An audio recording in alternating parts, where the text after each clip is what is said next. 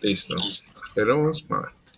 Entonces, el cuento que voy a leer se llama El Precipicio por Eduardo Rampo. Quisiera primero hablar un poco de este autor. Es un autor japonés que Eduardo Rampo es su seudónimo. Él se llama Hiraitaro. Y este seudónimo es un homenaje que él le hace por su admiración a Edgar Allan Poe. Si los japoneses leen rápido Edgar Allan Poe, se escucharía como Edogawa Rampo. Entonces, de ahí viene su seudónimo.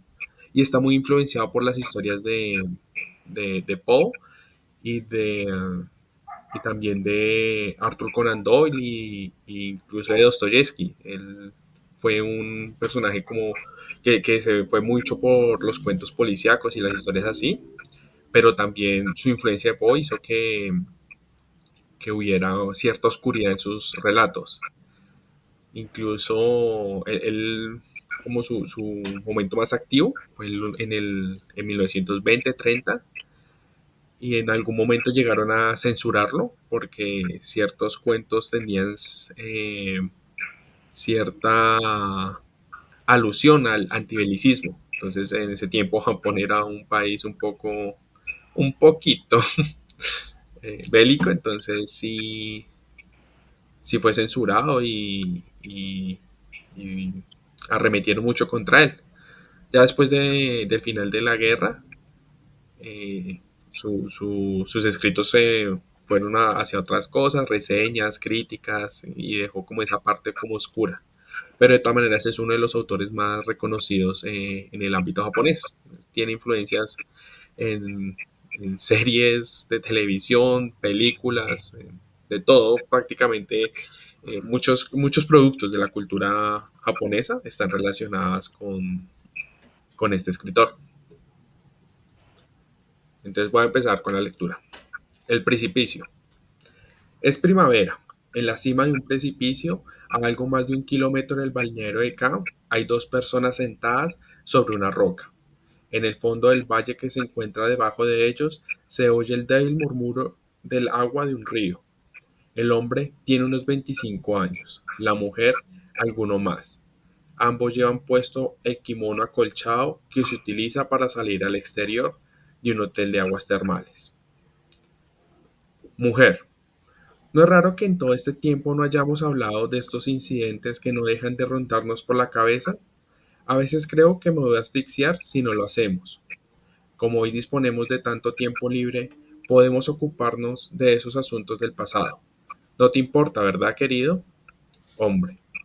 Claro que no, querida. Empieza tú, que yo intervendré de vez en cuando. Mujer. Bien, veamos. Hay que empezar por el principio. Fue aquella noche en que yo estaba acostada en la cama junto a Saito. Él lloraba como siempre con su cara pegada a la mía, y sus lágrimas no dejaban de gotear sobre mi boca. Hombre. No seas tan explícita, no me apetece escuchar esas intimidades con tu primer marido. Mujer. Pero es que se trata de un aspecto importante de la historia, porque fue entonces cuando vi por primera vez con claridad sus planes. De todos modos, de acuerdo, te ahorraré los detalles, pues fue exactamente al percibir el sabor salado de sus lágrimas cuando de pronto me dije a mí misma que sucedía algo extraño. Aquella noche él lloraba de un modo más intenso de lo habitual, como si hubiera alguna razón oculta. Me aparté sobresaltada y miré sus ojos bañados en lágrimas. Hombre, se te helaría la sangre al ver que la felicidad de tu matrimonio de repente se transformaba en miedo.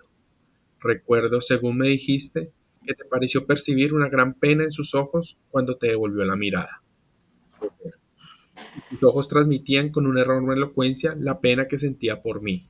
Creo que los más íntimos secretos de un hombre se pueden leer en sus ojos, y en aquella ocasión no me cabía duda, los ojos de Saito eran tan elocuentes que al instante me di cuenta de lo que pensaba. Hombre, estaba planeando matarte, ¿verdad? Mujer. Sí, pero por supuesto, todo aquello no era para él más que una especie de juego. Como ya sabes, de en cierto modo era un sádico, mientras que yo era justo lo contrario. Estoy segura de que esa es la razón por la que deseamos jugar aquel juego. Es innegable que nos amábamos, pero al mismo tiempo ambos sentíamos una irresistible necesidad de hallar más emociones. Hombre, ya lo sé, no hace falta que digas más. Mujer, aquella noche fue la primera vez que me di cuenta de que podía leer el pensamiento con toda claridad. Durante algún tiempo me había sentido inquieta a causa de algunas vagas sospechas, pero ahora había caído en las garras del miedo en su versión más tangible. Me estremecía al pensar que él fuera capaz de llegar tan lejos, y sin embargo, a pesar de mis temores, estaba entusiasmada. Hombre, aquella mirada de pena que viste en sus ojos también formaba parte del juego, ¿no es cierto? Quería atemorizarte. Era su forma de insinuar lo que esperaba. Y luego, mujer, luego viene el hombre del abrigo azul. Hombre. Sí, con su sombrero de azul de fieltro, gafas oscuras y un tupido bigote. Mujer. Tú ya lo habías visto antes, ¿verdad? Hombre. Sí, ahí entro yo, un pintor en busca de trabajo que se alojaba en tu casa y que hacía el papel de payaso en medio de vuestros asuntos. Fue un día en que yo vagaba por las calles cuando ese hombre me llamó la atención por primera vez, y la dueña de la casa de té de la esquina me dijo que aquel desconocido no dejaba de hacer preguntas acerca de tu hogar de residencia. Mujer. Dio la casualidad de que después de que me informaras de ello, yo misma lo vi. La primera vez fue en el exterior de la cocina y las dos siguientes cerca de la puerta de entrada. En todas esas ocasiones se hallaba de pie como una sombra, con un abrigo muy amplio y ambas manos hundidas en los bolsillos. Hombre. Al principio creí que era un ratero, y además varios criados del barrio me previnieron acerca de él. Mujer. Pero resultó ser mucho peor, un personaje con bastante más peligro que un simple ratero, ¿no es así? Por algún explicable motivo, aquella espantosa noche mi mente se vio asaltada por su siniestra silueta en el instante en que fijé la vista en los ojos anegados de lágrimas de mi marido. Hombre. Y después tuviste un tercer indicio de sus planes, ¿verdad? Mujer. Sí, aquellas historias policíacas que tú empezaste a traernos. Habíamos leído ese tipo de relatos con anterioridad, claro está, pero fuiste tú quien realmente despertó nuestro interés en el arte del crimen. Todo comenzó unos meses antes de ver al misterioso desconocido, y casi todas las noches nuestra conversación solía girar en torno a diversos crímenes llevados a cabo con éxito. Saito, mi marido, por supuesto que era el que más mostraba entusiasmo, como bien recordarás. Hombre. Sí, eso fue más o menos cuando a él se le ocurrió la mejor idea de todas las que tuvo. Mujer. ¿Te refieres al truco de la doble personalidad? La verdad es que hay un montón de formas distintas de crear una doble personalidad, ¿no? Recuerda aquella lista tan larga que hiciste. Hombre. 33 modos diferentes, si estoy en lo cierto. Mujer. Pero a Saito lo que más le atraía era la posibilidad de inventar un personaje que no existiera en absoluto. Hombre. La teoría era muy sencilla. Por ejemplo, si alguien decidía llevar a cabo un asesinato mucho antes del crimen, crearía un personaje imaginario. Ese personaje sería su doble. Se correspondería con una descripción sencilla, un bigote falso, gafas oscuras y ropa llamativa. Después, situaría ese doble en un domicilio muy lejano al suyo y se dedicaría a vivir dos vidas. Mientras se suponía que el personaje real estaba trabajando, el doble estaría en su casa y viceversa. Todo sería incluso más sencillo si uno de los dos personajes tuviera que hacer un largo viaje. Una vez diseñado el escenario, el asesinato podía perpetrarse en el momento oportuno. Pero justo antes del crimen, el personaje imaginario debería dejarse ver ante diversos testigos y luego desaparecería por completo de la faz de la Tierra. Previamente, por supuesto, tendría que eliminar hasta la última prueba que pudiera incriminarlo, como por ejemplo el disfraz, de modo que se hallaría ausente de casa de forma permanente, y el personaje real solo necesitaría retomar su forma de vida anterior. Es evidente que al tratarse de un crimen cometido por un personaje inexistente, nos hallaríamos ante el crimen perfecto. Mujer. Saito no dejaba de hablar de ese asunto, y yo creí que me iba a volver loca. Mientras le miraba a los ojos me acordaba de todo esto, pero aún había una pista más que conducía a sus pensamientos ocultos. Era un diario que él había escondido con la finalidad expresa de que yo lo encontrara, aunque al pretender que yo lo leyera es obvio que no mencionaba sus auténticos secretos. Por ejemplo, no decía una sola palabra acerca de su amante. Hombre. Era como subrayar determinadas líneas de una carta para asegurarse de que las leía. Mujer. Leí el diario de cabo a rabo. Había algunas páginas dedicadas a la idea de la doble personalidad. Sus ingeniosas ideas me dejaron impresionada. Y debo decir que era un mago con la pluma. Hombre. Continúa. Mujer. Bien, ya tenía tres pistas. Primero, su mirada. Luego, el hombre del abrigo azul. Y por fin, el diario que describía el truco de la doble personalidad. Pero por alguna extraña razón tenía la sensación de que el cuadro estaba incompleto. No parecía existir ningún móvil. Tú me diste la idea al contarme lo de su amante. Después de eso nunca pude volver a mirarle a los ojos sin ver el reflejo de una mujer hermosa, tal y como yo la imaginaba a esa amante. A veces incluso creía oler su perfume en él. Hombre, en otras palabras, aquellas pistas te convencieron de que él planeaba matarte para hacerse con la fortuna que tú heredaste de tu padre y después disfrutarla con su amante. Mujer. Sí, pero al mismo tiempo yo sabía que no era más que un juego para asustarme. Hombre. Sí, quizás es lo que tú pensaste, pero su móvil era bastante real. Su plan era entrar a robar disfrazado en tu habitación, matarte y desaparecer. El auténtico Saito regresaría un poco más tarde, descubriría tu asesinato y luego adoptaría el papel de marido afligido por la pena. Mujer. Sí, pero como ya dije antes, todo formaba parte del mismo juego para amedrentarme y para disfrutar de la emoción del suspenso. Imagínate qué juego tan horrible. Esa emoción era lo que él buscaba. Es sorprendente la meridiana claridad con la que todos esos detalles acudieron a mi mente en la fracción de segundo en que le miré a los ojos. Hombre. Pero ¿hasta dónde se supone que pensaba llegar Saito? ¿Cuál era su verdadero propósito de su disfraz del abrigo azul? Mujer. Creo que realmente pretendía robar disfrazado en mi dormitorio y asustarme para sacarme de quicio. Después, tras haber disfrutado con mi estado de histeria, se hubiera echado a reír a carcajadas. Hombre. Sin embargo, eso no es lo que al final sucedió, ¿verdad? Mujer. Claro que no. Hasta entonces, todo había sido en cierto modo una broma, pero lo que ocurrió más adelante casi me heló la sangre. Tiemblo solo de pensarlo. Hombre. No más que yo, pero continúa. Quítate ese peso de encima ahora que nadie puede oírnos. Mujer. De acuerdo. El llanto histérico se repitió en varias ocasiones en que estábamos en la cama, y poco a poco me fui dando cuenta de que ya no me sería posible adivinar nada mirándole a los ojos. En realidad, ya no sabía si estaba fingiendo o... Hombre, empezaste a sospechar que planeaba matarte, ¿no es así? Mujer. Sí, su vidriosa y extraviada mirada parecía decir al principio me inventé un personaje imaginario para que vivieras una situación distinta y emocionante, pero una vez que el juego ha llegado tan lejos, estoy confuso. Qué sencillo sería matarte de verdad y a pesar de todo quedar libre de toda sospecha. Además, eres dueña de una enorme fortuna que pasaría a mis manos. Qué tentación. Y es que la verdad sea dicha, hay alguien a quien amo más que a ti, pero siento lástima por ti. Créeme. En la tortura de aquellas noches mis temores se iban haciendo cada vez más intensos, y fue por entonces, con la cabeza hecha un lío, mientras nos abrazábamos con fuerza en la oscuridad de la habitación, cuando de nuevo comencé a sentir el sabor salado de sus lágrimas al gotear en mi boca. Hombre, ahí fue cuando viniste a hablar conmigo. Mujer. Sí, aunque tú dijiste que era una histérica y te tomaste a broma mis temores, pero a pesar de tus risotadas, percibí una sombra oculta en tu mirada y empecé a sospechar que compartías mi miedo.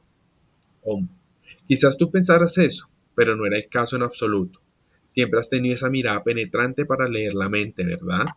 No hay mucha gente que posea el poder de leer incluso el subconsciente como te sucede a ti, mujer. A partir de entonces ya me daba miedo mirarle a los ojos, y lo que más temía era que él también pudiera leer en los míos. Poco a poco, la idea de hacerme con su pistola se fue apoderando de mi pensamiento. Una noche volví a ver al hombre del abrigo azul junto a la puerta de la entrada. Casi había oscurecido, pero tuve la sensación de que me estaba dedicando una mirada lasciva. Un escalofrío me recorrió la espalda, y en aquel instante me acordé de la pistola de nuevo, el arma que estaba escondida en el cajón del escritorio de Saito. Hombre, yo también conocía la existencia de esta pistola. Él sabía que tener armas de fuego iba contra la ley, pero aún así la tenía, completamente cargada, y la guardaba en uno de los cajones de la mesa, por el mero hecho de tenerla, creía yo. Mujer. De repente se me ocurrió que el hombre del abrigo azul podía tener esa pistola en el bolsillo. Acto seguido me dirigí a la mesa de Saito y miré en el cajón, pero la pistola estaba allí, y sentí un inmenso alivio. Luego tuve otra idea. Me dije a mí misma, seguro si ese hombre es Saito disfrazado, no iba a ser tan estúpido como para utilizar su propia pistola. Eso significa que tiene en mente emplear un arma diferente. Y así mis temores no hicieron otra cosa que aumentar. Hombre. Entonces decidiste coger la pistola para tu propia protección. Mujer. Sí, la saqué de la mesa y la guardé. Por la noche incluso dormía con ella. Hombre. Que esa pistola existiera fue un hecho poco afortunado. ¿Por qué no haber sido así? Mujer. Fue cuando te pregunté qué me ocurriría si un hombre entrara a robar en mi habitación de noche y yo le disparase, aunque no tuviera pensado matarme, ¿recuerdas? Hombre. Sí. Y si no recuerdo mal, te dije que se consideraría legítima defensa y no un asesinato.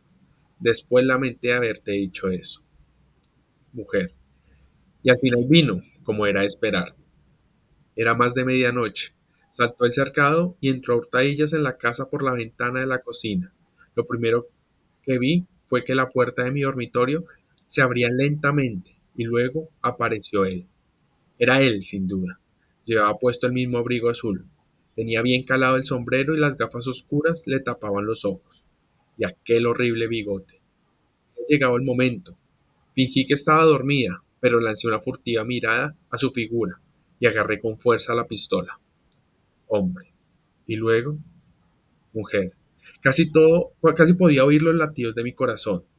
Deseaba. Oh, cómo lo deseaba. Deseaba apretar el gatillo, pero esperé. Él estaba de pie en el umbral de la puerta con las manos en los bolsillos. Tuve la impresión de que sabía que yo estaba fingiendo. Nos miramos el uno al otro durante un tiempo que pareció una hora. Yo quería gritar, saltar de la cama y salir corriendo, pero apreté los dientes y me mantuve vigilante. Hombre. Y después, mujer. De repente empezó a andar hacia mí. Eché un vistazo desde debajo de las sábanas y vi el gesto amenazador de su rostro junto a la lámpara de la mesilla. Se había disfrazado muy bien, pero no tuve ninguna duda de que se trataba de Saito.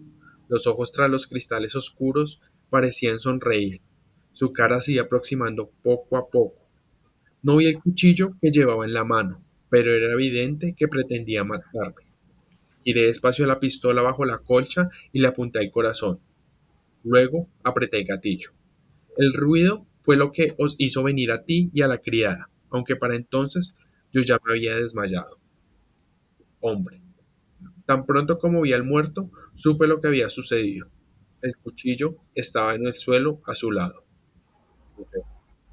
Luego llegó la policía y unos días después nos llamaron a los dos a declarar a la oficina del fiscal.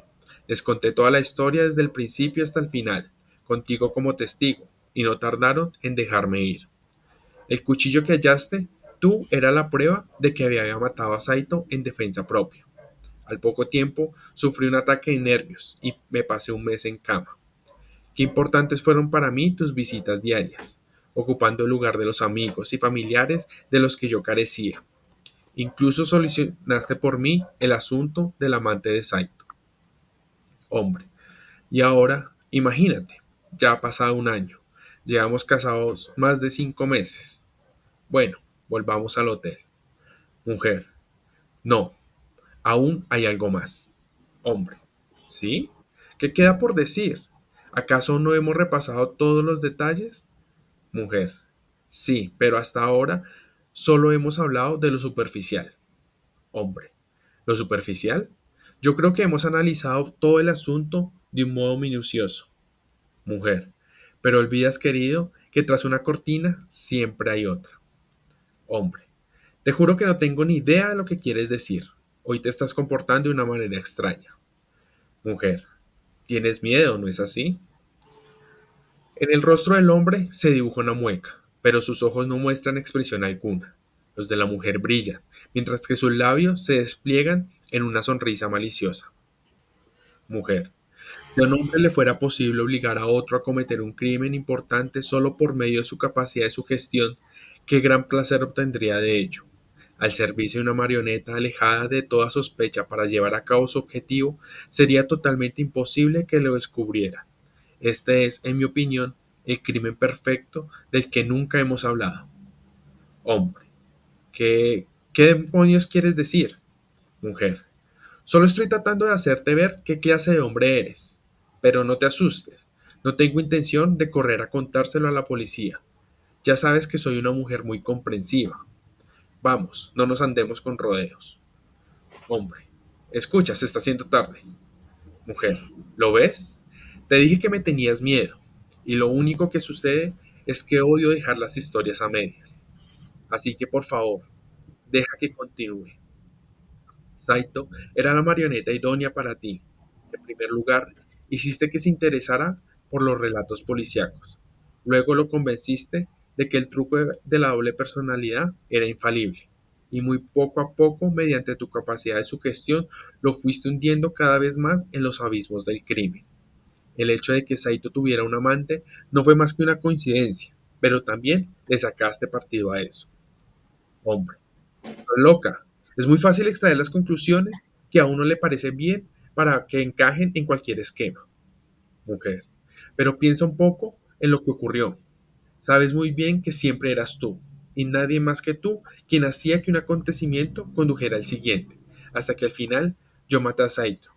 Fue todo idea tuya, y te servías de tu capacidad de sugestión. Lo sabes muy bien. Hombre. Pero olvidas algo. Podrías no haber matado a Saito. Mujer. En ese caso, no hubieras tardado en adoptar una estrategia diferente.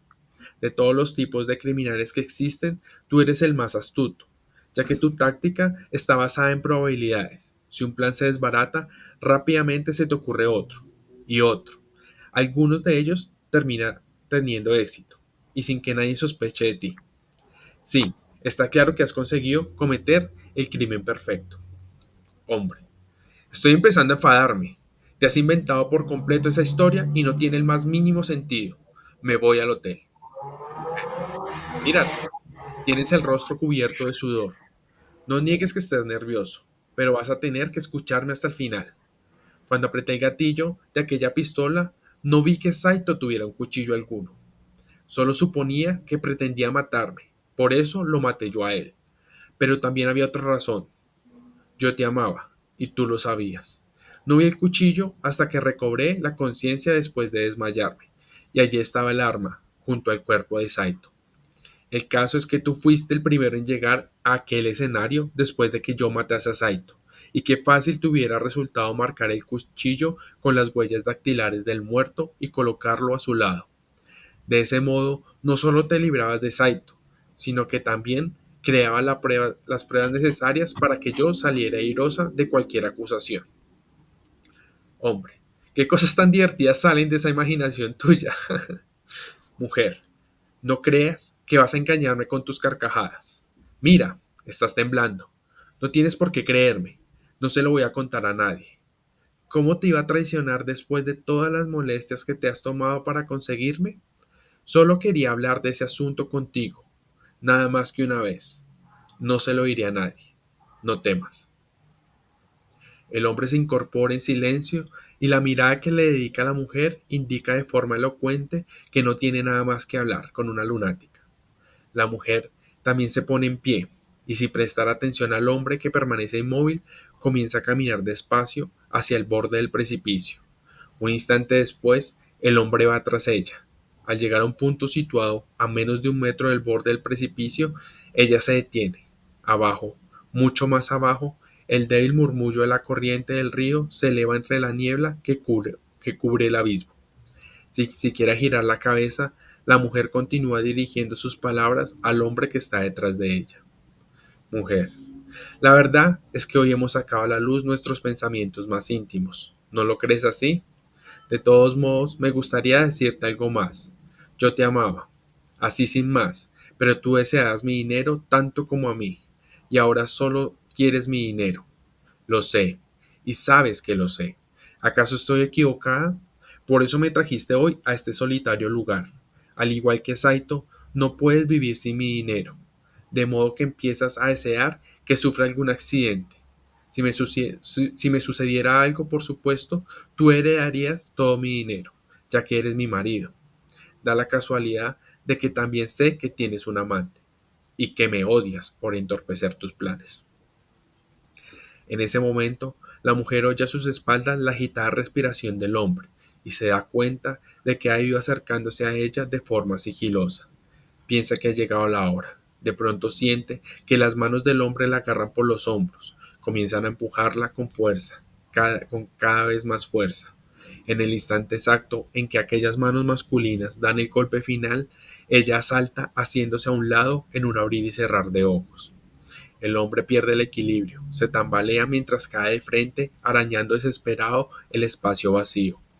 Acto seguido, sus pies pisan el aire inconsciente y su cuerpo cae como un rayo en la inmensidad del abismo. Instantes después se oye el alegre piar de los pájaros desde lo más profundo del follaje circundante. En la distancia, el sol se va hundiendo como una bola de fuego que tiñe de un intenso rojo las nubes suspendidas en el aire. La mujer permanece inmóvil en la cima del precipicio.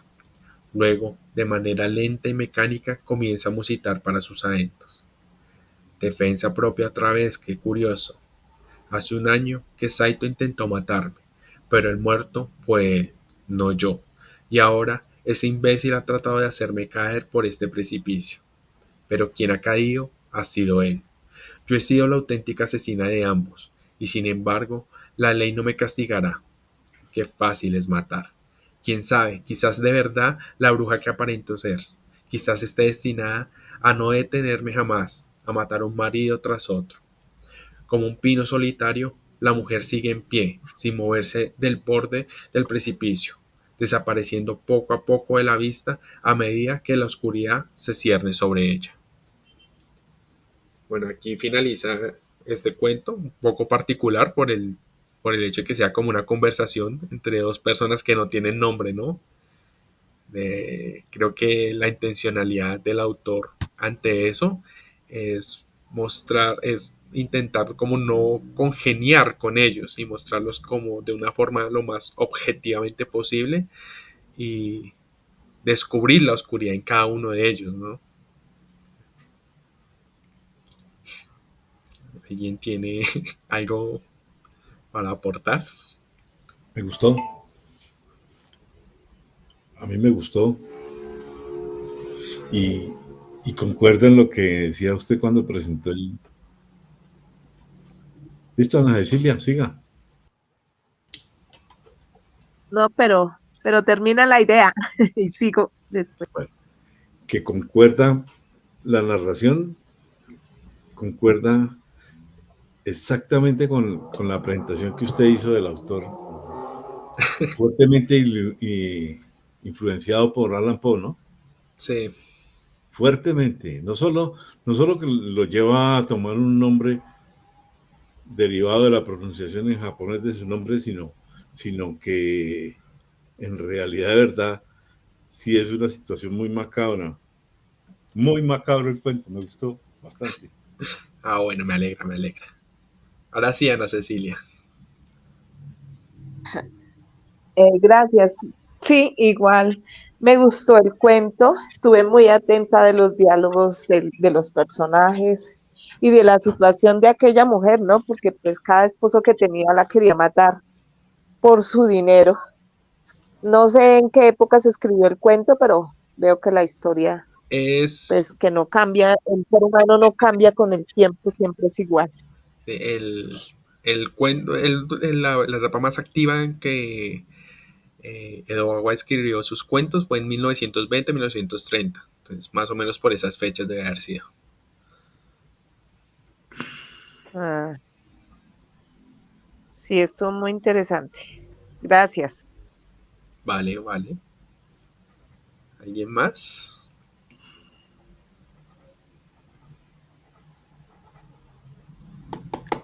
Sí, buenas noches. Quería intervenir. Sí, claro, adelante. El hecho de que no se hayan utilizado los nombres de los personajes se debe a que él escribió para, el, para hacer un teatro, ¿sí? Entonces, por eso le coloca la mujer y el hombre y no se refiere a ningún nombre en especial. Eso fue algo de las reseñas que leí acerca de este escritor. Audrey, perdón, Audrey, Sí, qué señor. pena. ¿Tú Bueno, decías que él escribió para hacer teatro? sí, específicamente esto dijeron que decían que por eso no le había dado el nombre específico a cada personaje. Bueno, ahí sí no sé por qué es la primera vez que escucho de que él escribiera para teatro. Ah, Ahí Bueno, sí. eso fue una de las reseñas que leí acerca de él. Pues respecto al cuento, me interesó, me gustó. Es un poco macabro Mucho. porque, pues, lógicamente está influenciado por Allan Poe y pues, se utiliza la imaginación, bastante la imaginación de los personajes y, pues, lógicamente del autor. Y está, pues, catalogado entre cuentos de misterio y de el uso de la imaginación. Y pues así definitivamente lo vemos. Describe la muerte perfecta sin que se haga un sin que se descubra un culpable. Em, También se describe la mente subconsciente de esta mujer, cómo estaba enmascarada de un juego, de deseos ocultos, de revanchas de amor, y pues nos muestra que a través de esa mezcla hay también una locura causada por el miedo. Eh, Se pierde a sí misma ella, cayendo pues en, en ser la persona que causa la muerte de dos individuos y pues llega la paranoia, aunque pues es muy justificada porque precisamente ella también se dio cuenta de que estos hombres estaban con amantes y pues la querían matar por su dinero. Um, este cuento nos hace pensar en estos personajes, cómo se enredaron en sentimientos, especialmente de miedo y pues en este caso de ella, de una revancha para pues no dejar que estos hombres la mataran por su dinero. Crea unas realidades o una realidad perturbadora y los personajes son en realidad, pues, como dije antes, perversos porque pues están cayendo en esta ficción, en esta intriga, en el misterio y pues nos lleva a, nos lleva a ver que es un relato pues eh, bastante perturbador. Para mí lo fue. Eh, por ahora, hasta ahí estoy. Gracias. Gracias. Cecilia Luna, adelante. Pero me la como fuera. Y me comí el pedacito así de yo. Cecilia, estás silenciada. Ya ven. Ahora, Sí, ahora sí. bueno, eh, estoy absolutamente de acuerdo con Audrey Juan, sin tener yo conocimiento al respecto del autor, sí capté que el cuento parecía una obra de teatro. me pareció muy escueto, muy sobrio, muy sin detalles en el entorno, no describe la figura de los personajes en ningún momento y esta mujer va manejando como un laberinto hasta lograr lo que finalmente pretendía, desenmascarar a los dos personajes y tal vez irse los tres por ese precipicio. Esa fue mi percepción. Vale, gracias. Jorge. Perdón, yo pregunto, Cecilia, ¿tú dices de una intención suicida? No, no, no. No, ¿qué sería? No, en ningún momento.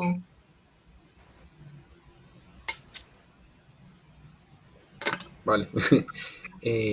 Jorge. Gracias, buenas noches. Primero que llegué como 15 minutos tarde, a pesar de que en un momento dado le manifestaba a Mauricio que iba a estar, pero en punto de la hora, pero fue algo que no pude controlar. Bien. La salida del estadio. Sí, me disculpa. La salida del Ahora, estadio. no. Estaba haciendo una vuelta con mi mamá y no pude llegar antes. Pero bueno, ahora creo que hay varias cosas que observo en el libro. A mí me gustó más entender que a los personajes no se les colocaba nombre porque podía ser cualquiera. Cualquier hombre, cualquier mujer, independiente si era escrito para una obra teatral. Me parece que no está escrito para una obra teatral, porque su contexto y su manera en que presenta el mismo escrito, creo yo, humildemente, que es para cualquier persona, el que se sienta identificado, hombre o mujer, ¿sí? Cualquiera, desde ese caso. Y me parece muy interesante mostrarlo así, porque tal como decía Audrey, realmente al quitarle el nombre, al indeterminar los personajes, cualquiera que pueda tener algún elemento, digamos, de poder o de poder centrarse con el personaje o identificarse con el personaje, lo único que lo reta es que sea hombre o sea mujer, no más. La única expresión es que sea hombre o sea mujer. Bien. Y eso hace al escrito mucho más interesante, mucho más incluyente para todos. Como ver un cuadro abstracto. Piense lo que usted quiera del personaje, es un hombre y es una mujer, punto. Usted verá. Desde esa óptica, encuentro que la mujer gobierna el destino. La mujer es poderosa totalmente. Cuando ella manifiesta que de aquí en adelante yo voy a ser asesina, pero que antes también ya lo había sido, es una manifestación neta de poder, total, absoluto. Podríamos creer que sea o no lo sea, es poder porque ni siquiera la justicia lo determina, burla la justicia. Tan es así que la burla, que cuando el primer marido va y se le acerca, lo representa de manera, primero lo representa en 3 espacios, como dependiente de ella, porque está llorando. Acuérdense que él en principio está al lado de su mejilla y las lágrimas se le escurren y ella las prueba, las siente. Ella siente esa tristeza. Después lo presentan el otro como un manejador y después como un asesino. Pero cuando lo presenta como un asesino a Saito, la realidad del asunto es que Antes de que ella disparara, no sabía si exactamente tenía un cuchillo o no. Se imaginó que podía tenerlo.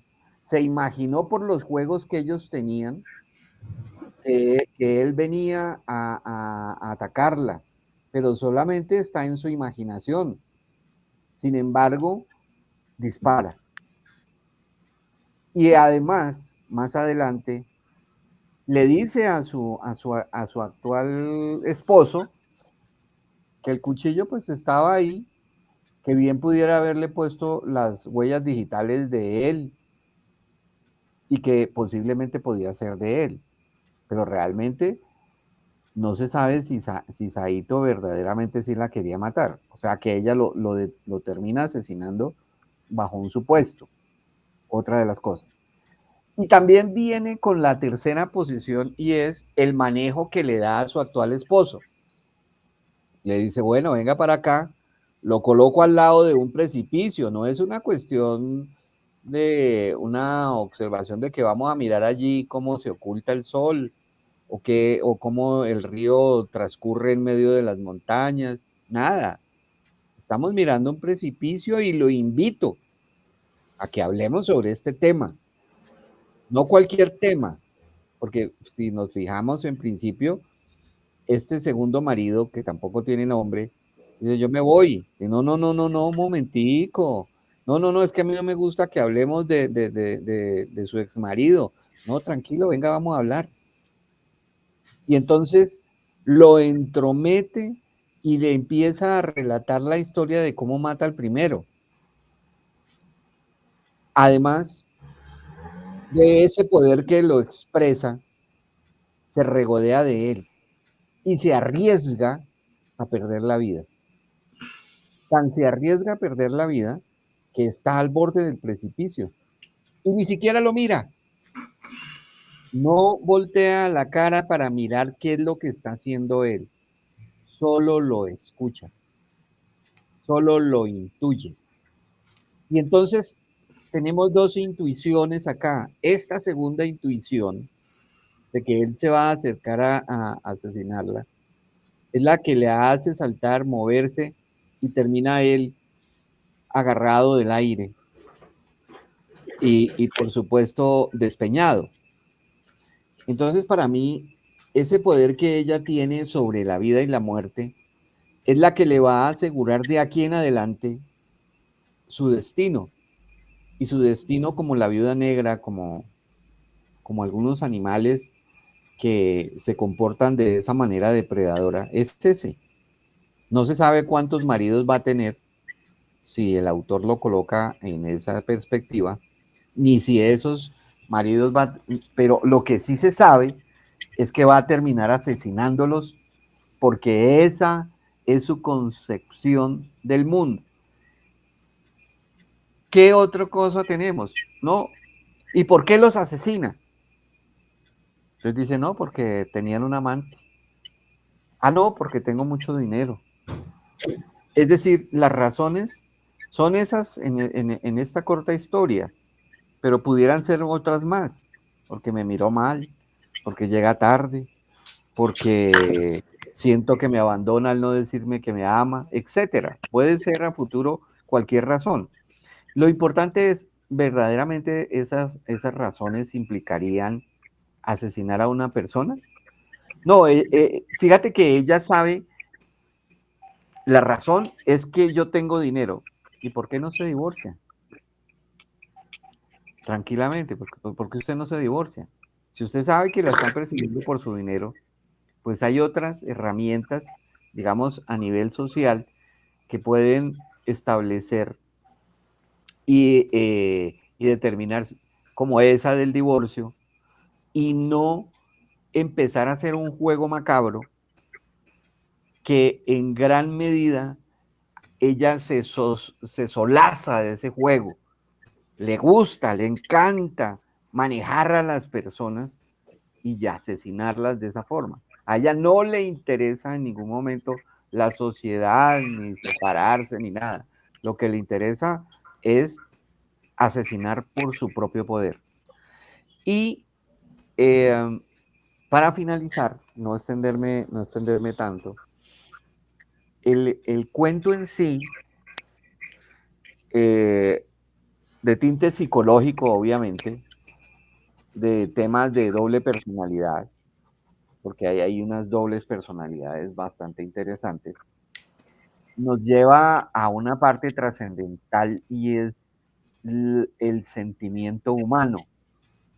Y habrán algunos que pensarán, que yo pienso que deben ser la mayoría y me incluyo en ella, que hacer todas esas tramas consideradas son terribles y que vale la pena solamente leerlas como una parte de una expresión que tiene un escritor sobre una construcción de algo, pero más a fondo es, hombre, ¿usted lo haría? ¿Usted trabajaría bajo todas esas cosas teniendo en cuenta sus propios principios, su propia realidad de la vida? Para mí, uy, terrible. Por eso se expresa ese sentido de jamás verse uno reflejado en algo tan macabro como eso. Muchas gracias. Vale, gracias. Astrid, Hola, No, buenas noches a todos. Bueno, me llama mucho la atención el tema de que al inicio se muestra como una persona indefensa y al final dice, reconoce que es una bruja. Entonces, digamos, todo ese proceso, situaciones que vivió, al final ella dice, soy una bruja, lo reconoce, admite que de cierta manera lo que hizo la hace sentirse bruja y a pesar de que tenga una posición económica, al final, en el último párrafo, menciona que va a estar sola. Entonces, también me lleva como a pensar de que como ese poder que ella tenía de manipulación, ese poder económico, ese estatus, al final una persona que está sola y que se siente orgullosa por ese tema, pero al final como infeliz, es mi sensación. Entonces, no sé, el autor de pronto cuando estaba escribiendo esto, porque a mí me llamó mucho la atención precipicio, porque siempre pues como que esa palabra da como algo que da miedo, no sé. Desde el inicio precipicio es como algo que genera como, para mí me impacta ese precipicio. O sea, ¿quién quisiera estar en un precipicio? Entonces, pienso que el autor de cierta manera, de una manera metafórica, quiere llevar a que todo este tipo de situaciones, circunstancias macabras en sí, de alguna manera, no al extremo de matar o suicidar, las personas tenemos ciertos momentos en los que nos sentimos en un precipicio, en el que queremos borrar de alguna manera al otro, ignorar al otro, y a pesar de que nos produzca escozor, asombro, finalmente pienso que también de alguna manera él quería expresar, pienso yo, de que todos tenemos como un yin yang, ¿no? Una parte muy positiva y también esa parte oscura, que no existe la víctima ni el victimario, sino que también de alguna manera en muchas situaciones también somos esa mujer que de pronto en este momento no la llevan a ser una persona bruja, mala, pero a veces, o sea, yo lo interpreto de esa manera. Y me hubiera gustado de pronto que como es un diálogo, se hubiera dado hombre-mujer en la narración del cuento. Me hubiera parecido interesante escucharlo así. Solamente eso quería compartirles. Gracias. no me cago en la risa haciendo voces. María Eugenia, No, pues, bueno, todo lo que han dicho me parece válido y me parece valioso, pero me pone a pensar por qué, si ese, aunque es un cuento, aunque es una cosa que nace de la imaginación, de todas maneras pretende, digamos, em, como representar alguna cosa que se puede dar en la vida. Una mujer como esa y, bueno, situaciones como esas. Y me pregunto por qué puede darse, es decir, una gente así. Es decir, ella me da, no sé si es muy absurdo lo que voy a decir, me da la impresión de que los japoneses tienen tan limitado el espacio en el que vive para desplegar, digamos, su vida, que se crean otros espacios personales tan llenos de limitaciones como el espacio en general que tiene allá la sociedad japonesa, que se ve restringida para todo y como entonces ella considera que ya eso que ella desarrolló con los dos maridos es lo que es ella en este momento y para siempre. Ya está definida como eso y no piensa en los demás, no tiene relaciones, no tiene ningún nivel de socialización con otros, todo es centrado en ella y en esas parejas que consigue, que son, que para mí son ella misma quien las vuelve así o quien las atrae así. Y, curiosamente ella quiere buscar que la busquen por la plata y quiere buscar que la compartan con un amante y que la lastimen hasta el punto de ella ser la que finalmente mata, no, y no ser ellos. No sé, ese juego le gusta, o sea, como cosa, como novela, ¿cómo se dice eso? Bueno, como, como las cosas de misterio de Alan Poe y de ese tipo de literatura, está bien, pero si pretende ser creíble como una cosa que pudiera existir en la realidad, se me ocurre, y ahí es donde no sé si eso tiene algún sentido pensar que los japoneses reproducen, replican en su espacio personal esa falta de espacio que tiene todo digamos, el universo del Japón para que la gente, para que la sociedad viva y por ende las personas.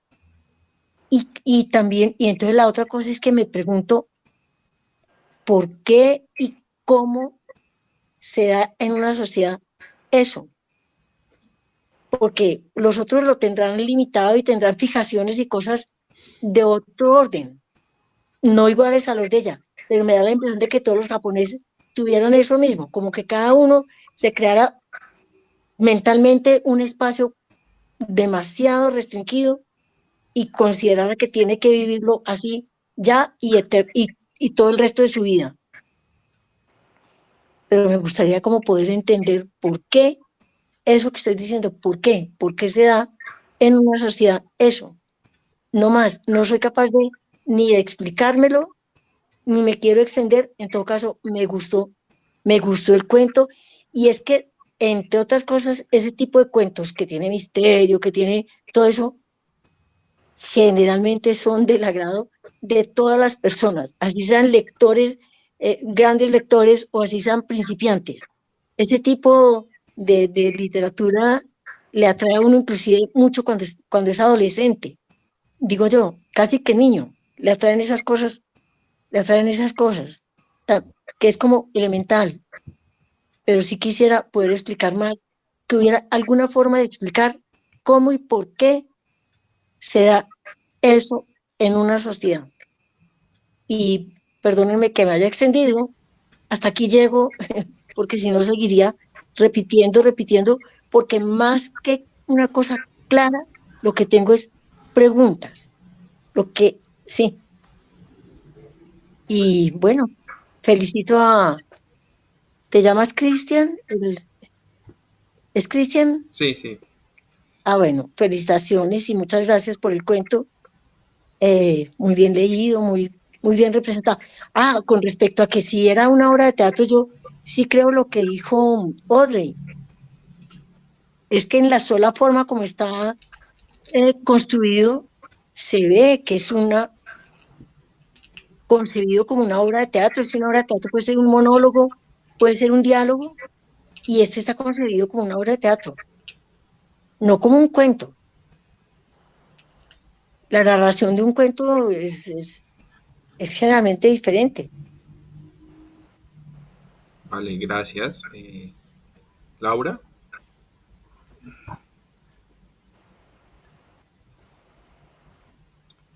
Laura, Laura.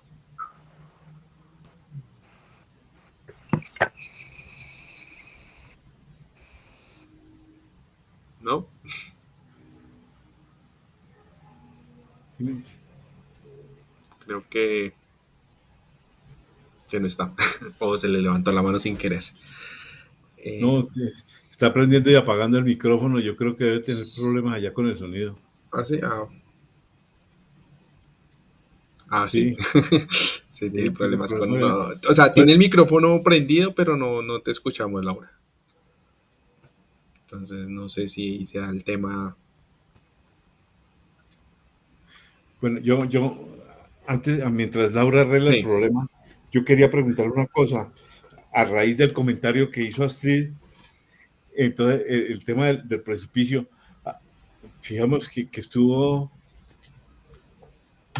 muy pertinente o apropiado el video que montó Nati promocionando el cuento.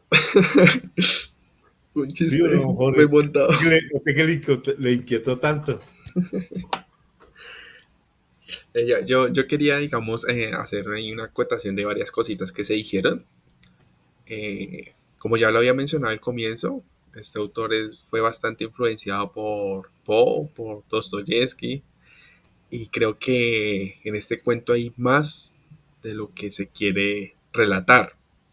Entonces, digamos, todo gira en torno a la sugestión que que el hombre le da a Saito para matar a su esposa.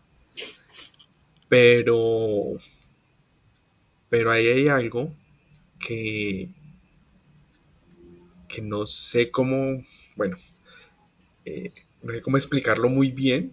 Me perdonarán que sea un poco incoherente, pero cuando la mujer también incita a a que la mate el segundo marido, lo sugestiona. ¿Mm? Yo al contrario que Jorge no creo, y que Astrid creo que era, no creo que ella sea como la viuda negra, ¿no? Ella que esté propensa a matar gente porque descubrió que es fácil, ¿no? Cuando premata el primer esposo tiene un ataque de pánico que se desmaya y después de que toda la adrenalina haya pasado, pasa un mes de reposo, dice ella. Y creo que ese mes es el que le hace pensar a revivir otra vez todo lo que sucedió y decir, me han utilizado, me han utilizado, entonces quiero como la venganza.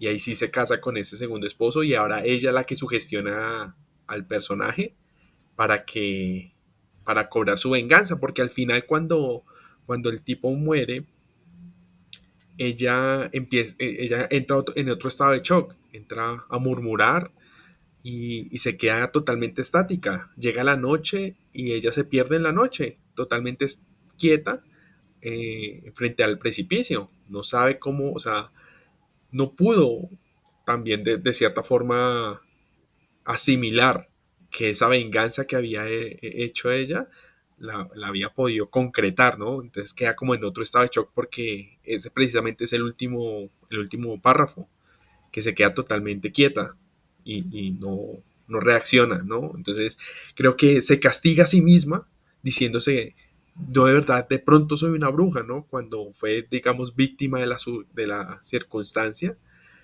y pues a saber si realmente el primer marido, Saito, tenía un amante, porque quien le fue con el chisme fue el hombre, ¿no? Su segundo marido. Entonces, ¿hasta qué punto fue sugestionado los dos personajes, el matrimonio, para que empezaran a desconfiar uno del otro?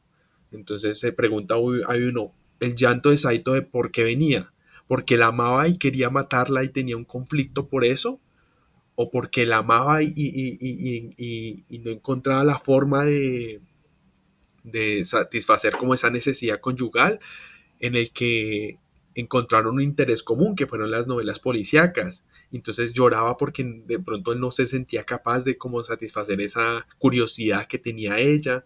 Entonces, ¿hasta qué punto fueron sugestionados cada uno de los personajes, no? Por este hombre, ¿no? Entonces, pues ahí les dejo como no el hecho de que ella sea como la autora intelectual desde un comienzo y la maquinaria así mega la persona que haya craneado de forma meticulosa, sino que fue como víctima de la circunstancia, ¿no? Y cuando se pudo dar cuenta, intentó redimirse y siento que con las consecuencias de esa redención no fueron para ellas una redención, fue para ella más una carga. Y con lo que decía María Eugenia con lo de la sociedad japonesa, ahí sí, pues yo no te entendí muy bien, pero creo que te hace referencia a que como esos demonios internos que hay en cada uno de nosotros, eso pues le pertenece a toda la sociedad. Esta historia, lo interesante que no tenga nombre los personajes es que la hace universal, como por ahí alguien decía. Y sí, puede que en algún momento los japoneses, esa individualidad, porque pues son una sociedad con mucha gente en donde el espacio personal físico no existe, ellos tienen su propio espacio personal espiritual, por decirlo de alguna forma, entonces ellos se guardan muchas cosas, pero pues no creo que sea un factor a considerar, porque este crimen es atemporal, ¿no? Las cuestiones de, por decirlo de alguna forma, aunque suene un poco ridículo, las cuestiones del corazón son universales. Cuando se siente uno traicionado, cuando se siente uno utilizado, pues el, el odio y la misma sed como de justicia hace que pues nosotros tomemos malas decisiones. Laura, si ya terminó de verificar el computador, o le damos la palabra a Jorge. Jorge, habla mientras Laura soluciona su problema. Listo, gracias. Mira, yo baso mis ideas de que esta señora es una persona que manipula, que le gusta su trabajo como asesina, porque lo disfruta. ¿Y cómo lo disfruta? Primero, porque ella es la que lleva al precipicio a su segundo marido, supuestamente a mirar el precipicio, porque es un lugar muy bonito y no sé qué, la que lo lleva es él. Y ella es la que empieza a contarle qué había pasado con Saito. Ella es la que le empieza a decir, tan es así que el segundo marido dice, no, yo ya me voy, no, yo no quiero escucharte más. Ella le dice, no, tranquilo, aquí no ha pasado nada, Ave María. Creo que era paisa. Ave María, aquí no ha pasado nada, hombre. Venga, pues le cuento. No era paisa, tenía acento paisa. Entonces, ¿qué pasa? Ella le está contando toda la manera como ella urde, lo disfruta y lo goza con Saito. Tan es así que lo goza que siempre tienen juegos de ese sentido. Y después ya dice, no, lo que pasa es que llegó un punto en que no sabía si quería matarme o no. Allá. Y como yo pensé que sí quería matarme, entonces me armé. Yo no sabía si tenía el cuchillo o no, pero yo ya estaba armada. Yo no sabía si él se acercaba con ganas de matarme o con ganas de reírse, pero ya está, ya yo tengo mi arma. Y le disparé. Y después se encuentran que después de que dispara, y no encuentra que él tenía un cuchillo o no. Le dice a su segundo marido, tal vez fue que usted, yo no sé por qué hay tanta interferencia. Le dice a su segundo marido, yo no sé si usted fue que puso las huellas en el cuchillo o no, para que fuera el crimen perfecto. Y el crimen perfecto se da de una persona que asume una personalidad totalmente diferente, van a buscar a esa segunda persona y nunca la van a encontrar porque no existe. O sea, eso es un manejo. Y después empieza a manejarlo a él diciendo, claro, es que usted también maneja.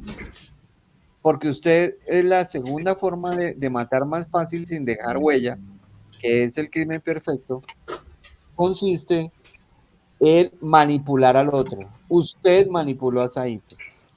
Usted le hizo esto, usted le hizo lo otro. Y resulta que ahí verdaderamente ella está manipulando al segundo marido. Tan lo están manipulando que se da el lujo de no mirarlo, de dejarlo a su espalda. Y solo con intuición y escuchando y escuchándolo es que se hace a un lado para que él termine lanzándose al precipicio. Y después termina como es que mi destino es ser asesina. Punto. Entonces no es tan que fue que no sé por qué es que los escucho muy... Perdón,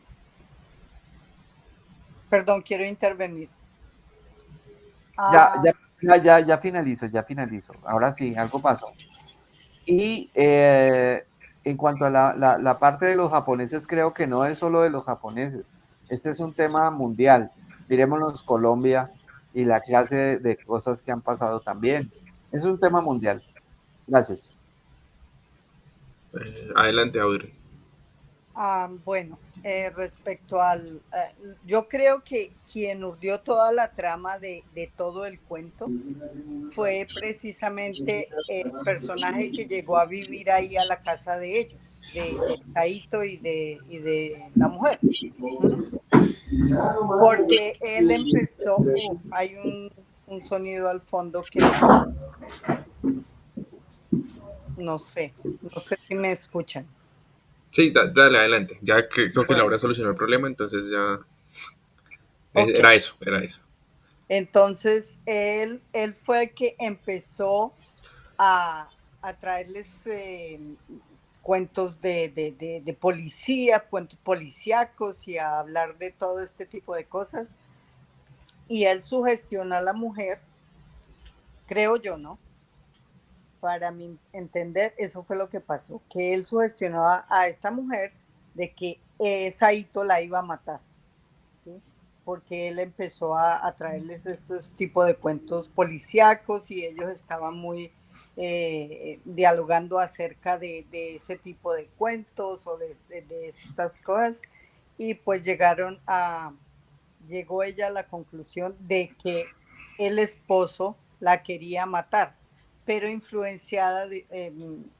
directamente influenciada por lo que el amigo decía o la persona, este hombre que llegó ahí a vivir a la casa de ellos, empezó a decirle. Y ella cayó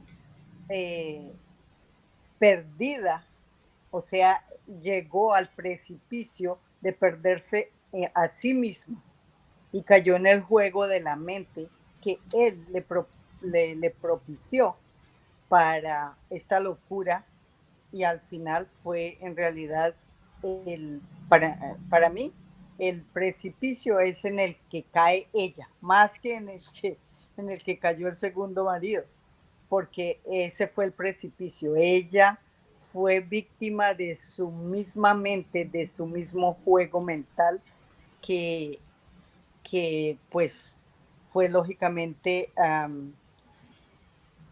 llenado por este tipo cuando le estaba diciendo que él la iba a matar, que iba a crear un hombre de gabardina azul y que esto, lo otro, bueno, en fin, todo lo que pasó en el cuento, eso fue influenciado por él, pero ella cayó a ese precipicio antes que ella misma empujara al hombre.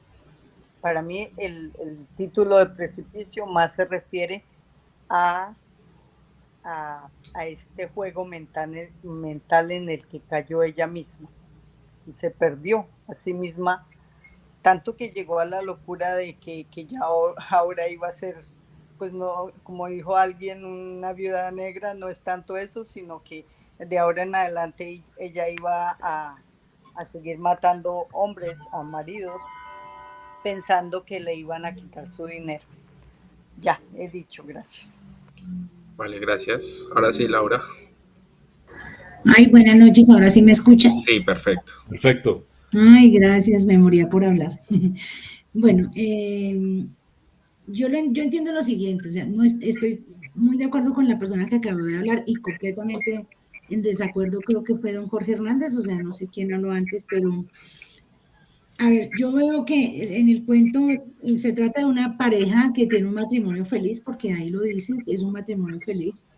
Hospedan a un pintor y este pintor que se hospeda en esa casa, pues arma todo un escenario, arma toda una trama y fabrica un crimen, o sea, los induce a leer novelas policíacas, es todo, se trata todo de la manipulación de la mente, de la manera como la persona se puede dejar llevar y se puede dejar meter ideas en su cabeza. Bueno, no es que lo haga conscientemente, pero sí es un cuento que se trata de la manipulación de la mente. Y a mí lo que me gusta mucho al final es que, o sea, lo que encuentro yo es que la señora encuentra, la mujer encuentra su Mr. Hyde, o sea, hemos hablado varias veces ya sobre que todos tenemos potencialmente ese lado oscuro, todos tenemos ese Mr. Hyde.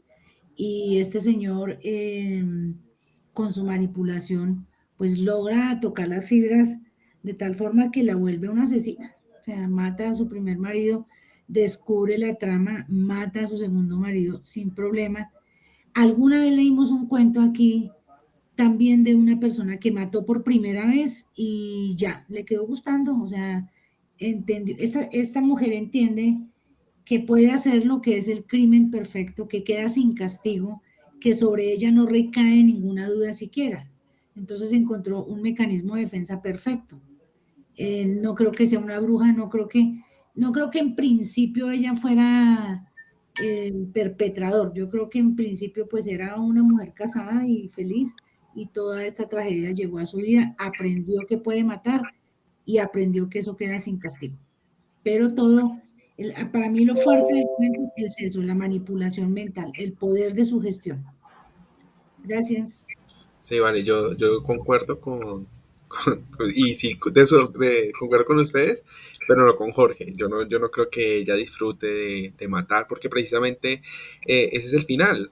Ella se queda ahí al pie, al borde del abismo, quieta, murmurándose cosas, intentando darle como una explicación a todo lo que pasó, diciendo yo soy una bruja, yo estoy destinada a matar a todos los hombres, cuando pues fue víctima de las circunstancias, y las circunstancias pues ambos hombres estuvieron ligados por una misma circunstancia. Entonces no creo que haya más asesinatos. Es más posible que ella quede ahí y muera de pena por esas mismas vivencias que tuvo que pasar, más que se convierta en una mujer que va a buscar, va a aprovecharse del dinero, ¿sí? Que en ningún momento, esa es como la excusa, ¿no? Que le da el primero, el pintor, ¿no? Decía, por eso decía ahorita en una intervención anterior, que a saber si realmente existía un amante del primer marido de Saito, que fue el pintor el que le contó a la mujer que tenía un amante. Entonces, más bien parece la sugestión de este pintor para la mujer. ¿Alguien más quiere decir algo?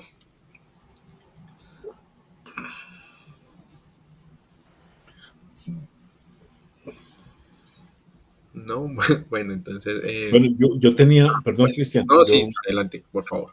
A mí me surgieron dos preguntas o dos inquietudes durante la lectura. Y ustedes no han notado que siempre, bien sea en la vida real o en la literatura, cuando se habla de una búsqueda de mayores emociones, siempre hay un final trágico.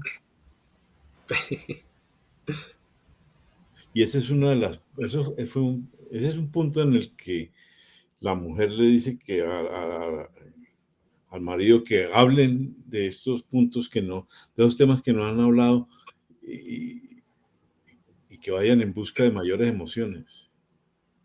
Otra inquietud que me surgió es, ¿a ustedes no les ha dado también curiosidad que siempre que se habla de de una mirada vidriosa también termina en tragedia? Me surgieron esas dos dudas, no sé. Es como también el cliché que hay cuando la gente dice, ah, no, siento mariposas en el estómago cuando se está enamorando.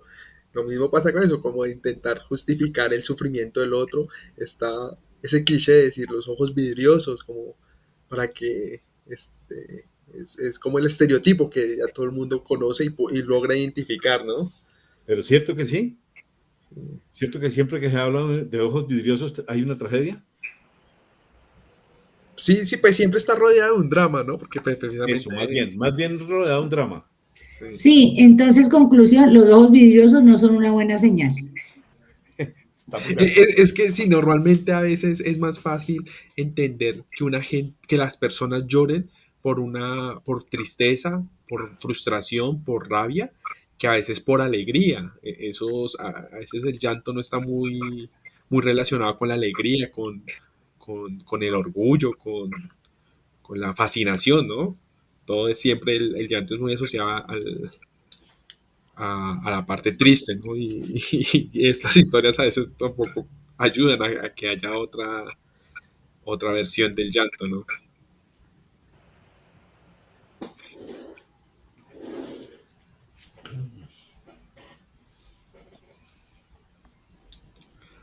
Bueno, sí, sí, sí, no hay ningún otro Aló, comentario. aló, aló.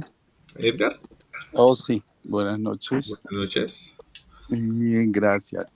Mira, de pronto encontré por aquí en Google acerca de lo que decían que si esto era una obra de teatro, si era de actos o lo que sea. Dice así, en esta ocasión el relato está escrito en el formato habitual del teatro.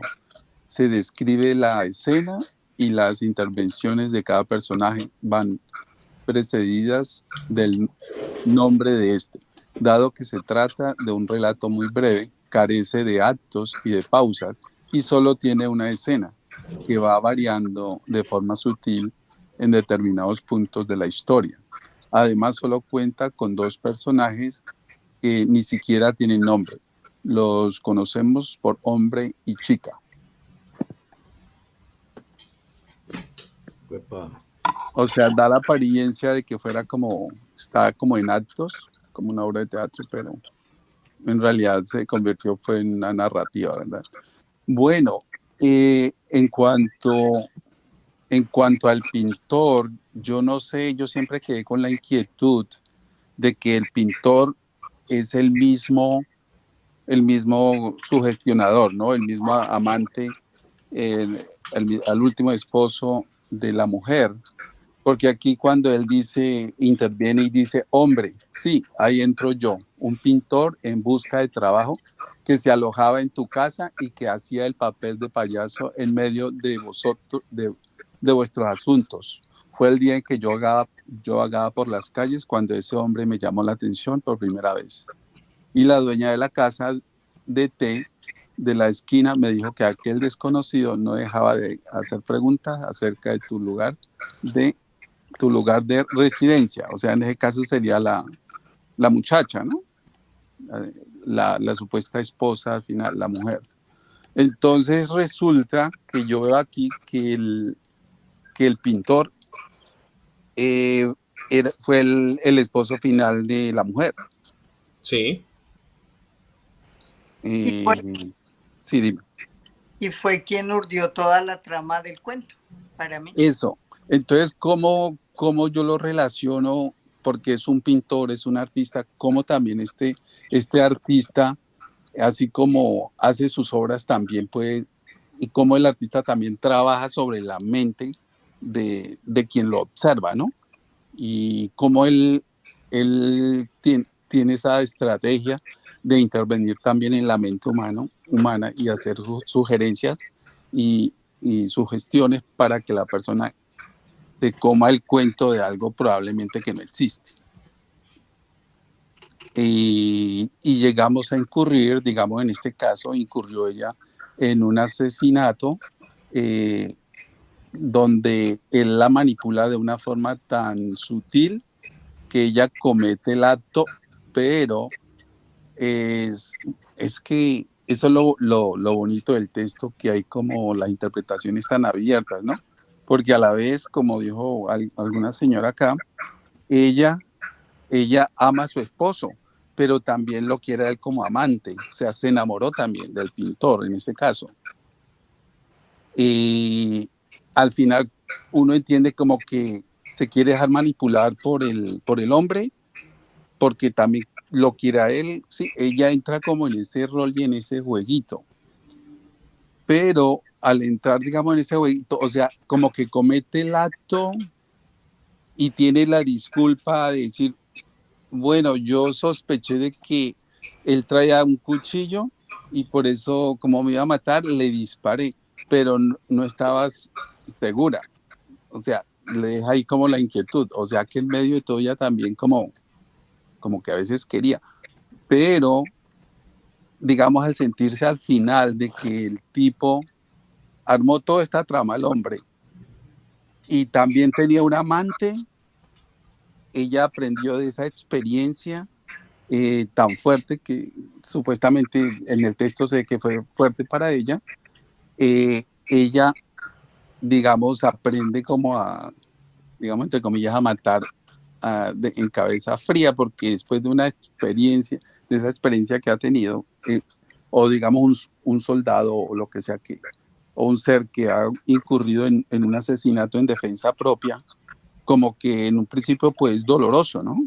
Como ella lo vivió, pero después como que la psiquis se acostumbra a eso y ya la segunda vez genera una frialdad y un, digamos así, un sinsabor, lo ve como algo natural.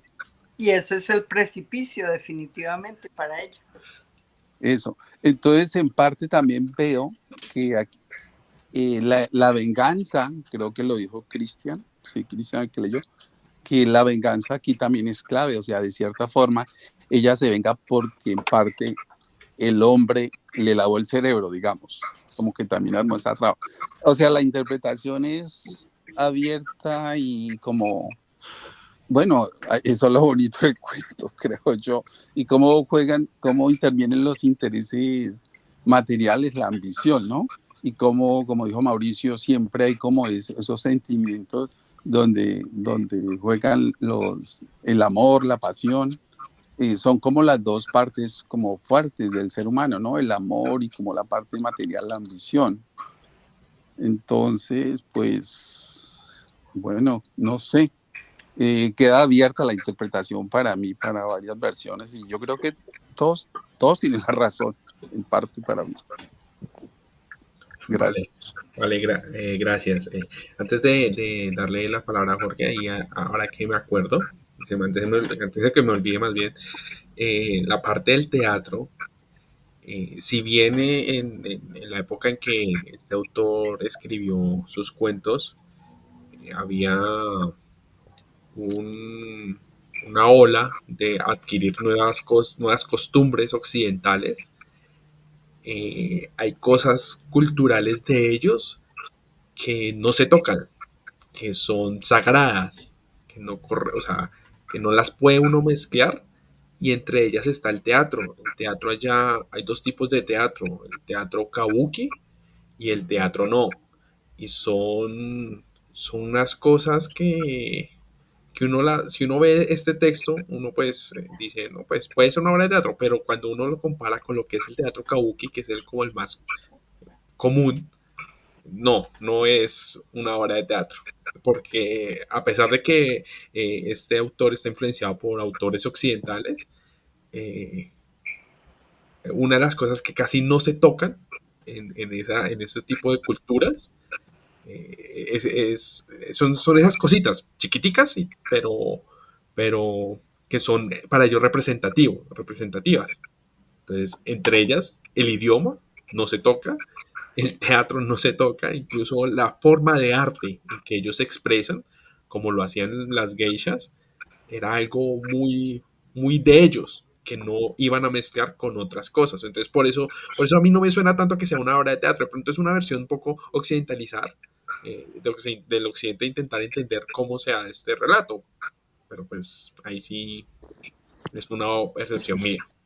Es Así, toda la apariencia, pero en realidad es un diálogo, como cuando uno está sí, leyendo un exacto. cuento, hay como esos diálogos, ¿sí? Es un diálogo, de pronto sí, ahora de pronto la intencionalidad de ver un poquito más allá de donde no hay nada, de pronto dice, no, es que es una obra de teatro, pero pues sí, Sí, es un sino diálogo. que él lo ha determinado como hombre, mujer, Sí, y eso es lo que reemplaza el nombre propio que se le sí, quiere dar a cada personaje. de hecho, el hecho de que de hacerlo así un diálogo y hacerlo un poco más como, sí, como dar las pautas de la intervención de cada uno de los personajes, la intencionalidad no es describir las escenas ni el entorno en el que están, ni cómo como en un libro cualquiera, en donde una conversación es un poco más fluida, sin tanto pausa, sino la intencionalidad de eso es hacer mostrar el foco del relato, que es la oscuridad misma de los hechos que pasaron, más que describir el entorno o cómo se movían mientras esto, para que sea las entradas de los diálogos un poco más natural. Entonces, pues, esa es mi percepción. Entonces, ahora sí, Jorge. Listo, solo una pregunta. Claro. Si se afirma que el pintor es el que ha urdido todo y que es el que ha manejado todo, contrario a lo que yo digo que es la mujer, entonces, ¿por qué él es el que muere y queda la mujer viva? Ahí sí, o sea, él planea el primer Si asesinato. él, no, si él urde todo, Sí, él planea el primer asesinato. lógico es que él sea el que se muere, uno. Y dos, en el último párrafo dice la mujer, y yo sentía que él estaba ahí y que venía. Y el mismo autor dice, ella hace un salto extraordinario, no lo normal. No fue que se retiró y dijo, no, pase por aquí, sino ella se mueve de una manera especial que hace que él pierda en un momento dado el equilibrio y termine matándose. Pero no es que él haya cogido y haya pasado tranquilamente. Eh, digamos, su muerte fue accidental, por así decirlo. Digamos, para encontrarle un porqué. La muerte de él no es accidental. La muerte de él es una provocación de la mujer. Tan provocación es que ella lo escucha cómo viene y cómo estira las manos y hace un volantín allá para que él siga derecho, porque lo provoca.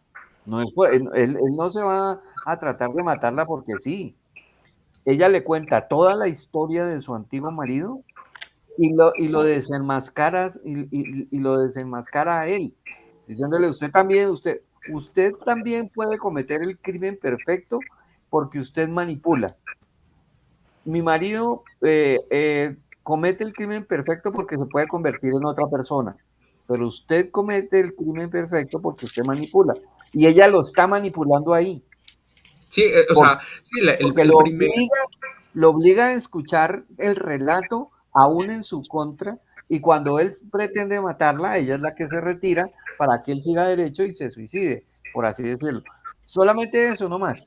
Gracias. no, ahí Óyeme, sí. bellísimo el cuento, una machera. Estos jueves, hermano, son jueves de película, de todo eso. Me gusta toda esta manera y disposición de tan buena forma en que cada uno expresa sus sentimientos. Aún así, a mí me echen tierra.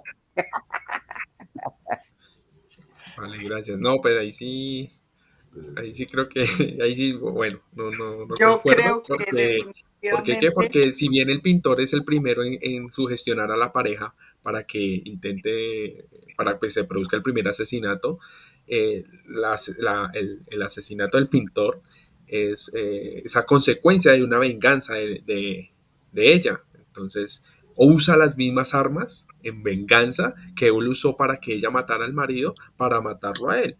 Entonces, esa es la sutileza también de los personajes. Digamos, esto pasa mucho cuando se describen los crímenes, cuando un crimen es cometido por un hombre, normalmente suele ser violento, suele ser agresivo, mientras que los crímenes cometidos por las mujeres suelen ser delicados y puntuales, muy Sutiles, bien sutiles. medidos, Gracias, esa era la palabra bien que buscaba. armados, Exacto, entonces estratégicos. precisamente es eso, o sea, ella va a vengarse usando la misma herramienta que usó el pintor para la muerte del primer marido, para matarlo a él.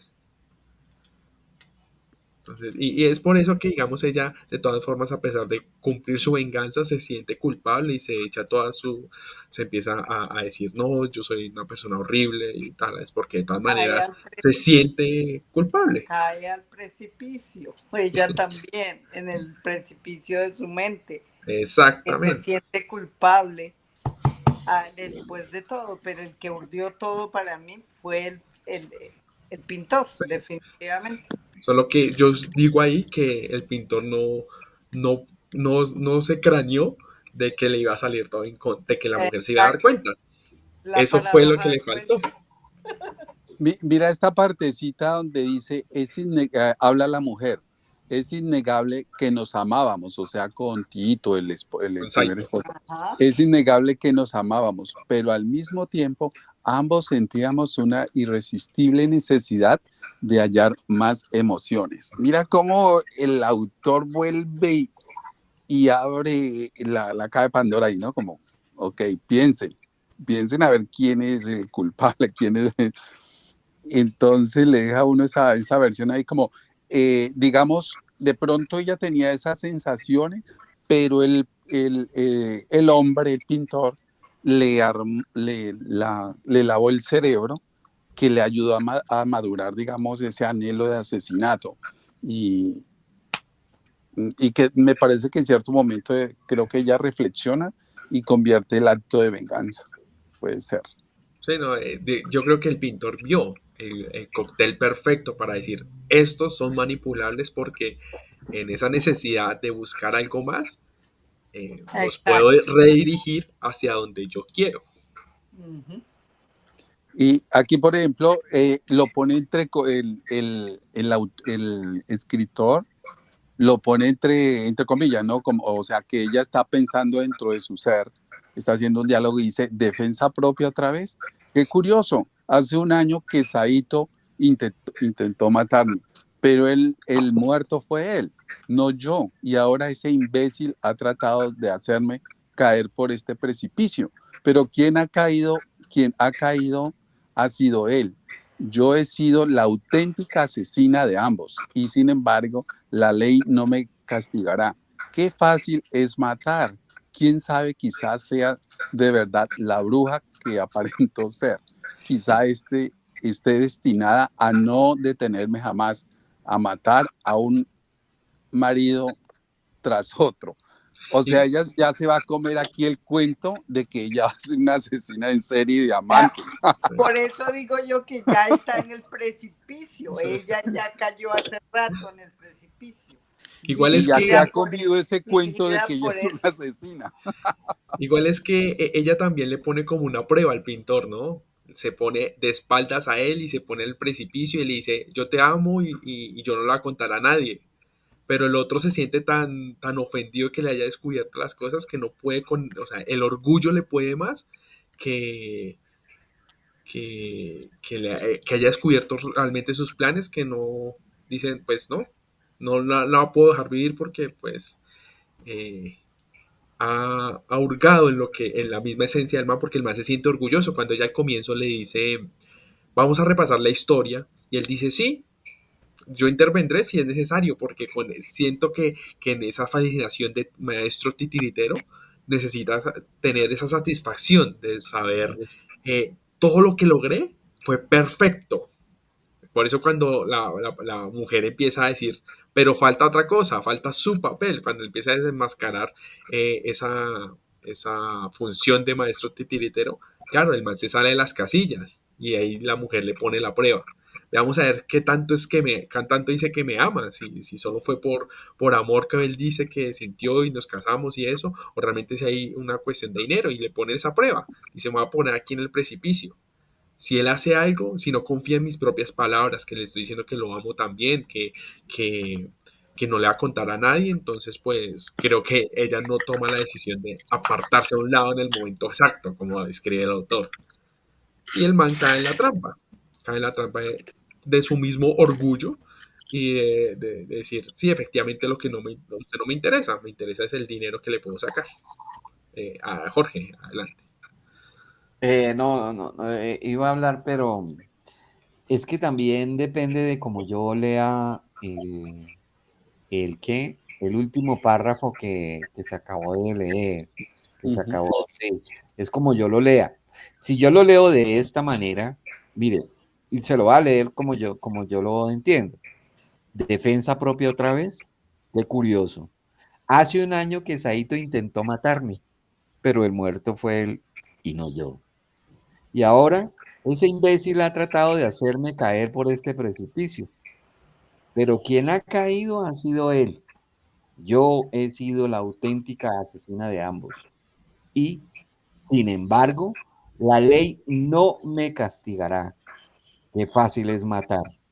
¿Quién sabe? Quizás de verdad la bruja que aparento ser, quizá esté destinada a no detenerme jamás, a matar a un marido tras otro.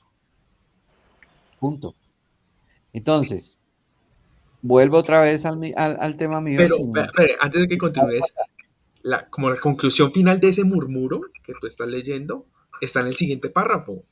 Léelo. Claro, sí, dice, como un pino solitario, la mujer sigue en pie sin moverse al borde del precipicio. Está mirando como un pino solitario. Fíjate la que, Expresión. ¿quién quedó? ¿Quién quedó? ¿Quién quedó vivo? ¿Y quién quedó? Ella es la que queda viva, ella es la del poder.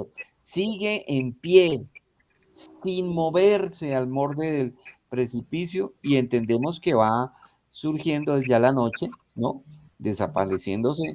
Desapareciendo, perdón, poco a poco de la vista a medida que la oscuridad se cierne sobre ella. Fíjate que ella está totalmente tranquila, como los pinos solitarios, fuerte, frente al lado del precipicio donde se acaba de matar su segundo marido. Ujú. Porque aprendió, ¿no? Porque en el primero quedó desmayada y Y está quedó en esperando la rehabilitación por tarde, un mes. y está Esa es esperando otra cuestión. Quedó en rehabilitación por un mes en el primer acto. Si hubiera sido la... tan asesina, no hubiera sufrido No se tanta hubiera demora quedado en en la cama, shock. digamos. Mira, es que el tema es, Es que, si o lo sea, ahí ponemos bajo voy a usar unas bajo- palabras que tú usas del poder, que ella tiene el poder, ¿no? Yo no creo sí, que ella claro, tenga el poder. Ella es una superviviente. Y los supervivientes no son los más poderosos. Son los que hacen a veces cosas horribles para poder sobrevivir. pero claro que son los más poderosos, por No, supuesto, no no, el los que más. muere, no el que Ahí muere, sí, el que no, ahí muere sí es el no, que deja no, el no me tiempo, acuerdo. el que muere es el que deja que los otros toman su lugar, ¿sí? Y te lo voy a colocar de esta manera. Eh, si históricamente, por ejemplo, mueren los romanos, o muere Napoleón, por ejemplo, muere Simón Bolívar, son poderosos en su tiempo y dejan sus ideas, pero los van asumiendo otras personas y las van relatando y van conformándolas durante el tiempo. Son los que son poderosos. Pero en el último sentido, para no irnos tan lejos de este bonito cuento, de este maravilloso cuento, es simplemente lo que ella dice. Esto es lo que ella dice. Ella lo imagina y dice, mire, defensa propia otra vez, qué curioso. Hace un año que Saito intentó matarme, pero él fue el que murió. Y ahora este imbécil, mira cómo lo trata. Ha tratado de hacerme lo mismo y se fue a caer ahí al precipicio. Quien ha caído ha sido él. Yo he sido la auténtica asesina de ambos, porque quien venía a contarle cuentos era el pintor de cómo matar, de cómo hacer tal cosa. pero realmente la que ha matado ha sido ella, y es verdad, por lo que ella misma asevera y porque en los hechos del cuento así ha pasado.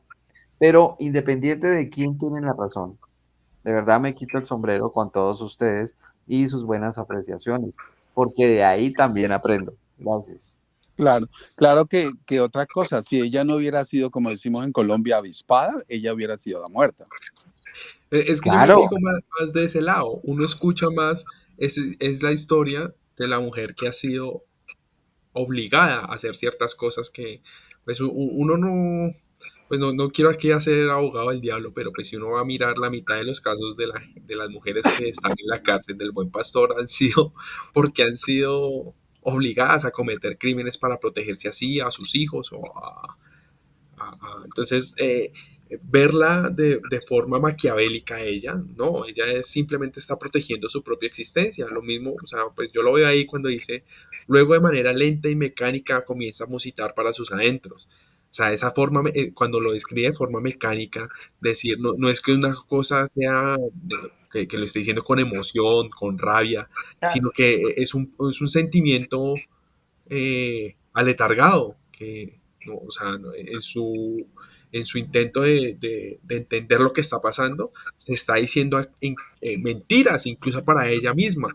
No hay que, yo no creo que haya que tomar esos murmuros de forma literal. María ujú, Eugenia.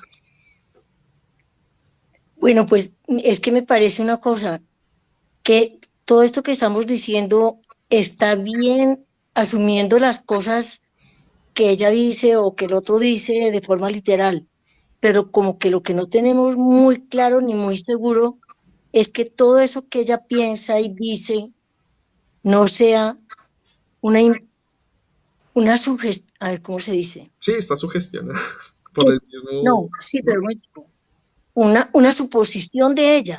Es decir, todo eso de que el marido era solamente por el dinero, que tenía una amante, que la quería matar, no sabemos hasta qué punto es una invención de ella, pero es una invención de manera casi inconsciente, es una suposición de ella. Y en el segundo caso también, todo en este cuento podría estar basado en unas suposiciones de ella y en una imaginación muy fértil, muy fértil, pues. Bueno, qué colorín. Sí, no, Hasta aquí. también está esa opción, ¿no? Que el tipo, que el pintor le haya tenido tanto miedo porque se está inventando cosas que podrían perjudicarlo a él, pero, pero eso Ah, ya sí, sería claro. como cortar y decir, ya es muy tétrico. Claro, porque ella a veces le dice, no, pero yo no te voy a acusar, yo no te voy a acusar, pero ella lo sigue indagando, ¿no? Y cuestionándolo. Pero yo creo que deberíamos, para terminar empatados, y la primera parte del cuento, el culpable es el pintor, y en la segunda ella, y así todos quedamos contentos.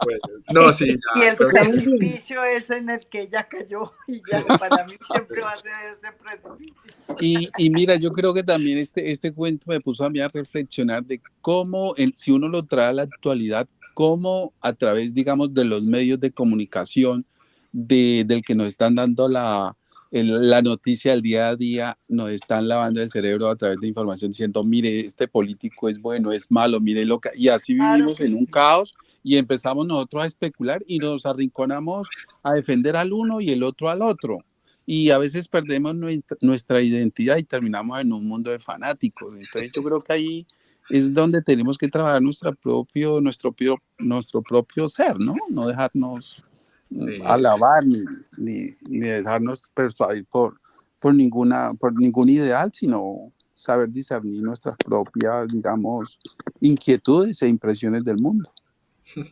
vale, gracias y que creo que fue una conclusión muy apropiada para terminar porque ya se nos fueron 2 horitas largas, entonces, Uy, no, Diego, ese cuento sí nos mató. sí. Nos volvió Muchas fanáticos. gracias. Agradezco Buenas noches. agradezco bueno, a muchas todos. gracias. Excelente, Yo Cristian, también, gracias. Tito, muchas gracias y buenas noches. Bueno, Buenas noches, Hombre, María Eugenia. qué rico haber oído tu voz. Ay, gracias.